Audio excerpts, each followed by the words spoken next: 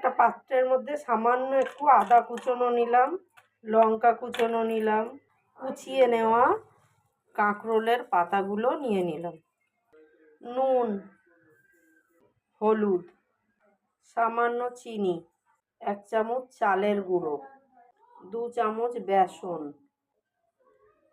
একটুখানি কালো জিরে। এবার সমস্ত কিছু দিয়ে এটাকে মেখে নেব। ভালো করে মেখে নিয়েছি। কড়াই সাদা তেল দিয়েছি। এবার এরকম ছোট ছোট করে চ্যাপ্টা চ্যাপ্টা করে তেলের ওপর দিয়ে কাঁকরোল শাকের বড়া ভেজে নেব।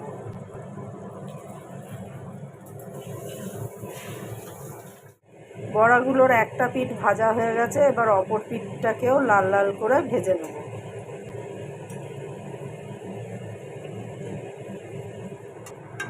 তৈরি করে নিলাম কাঁকরোল পাতার বড়া।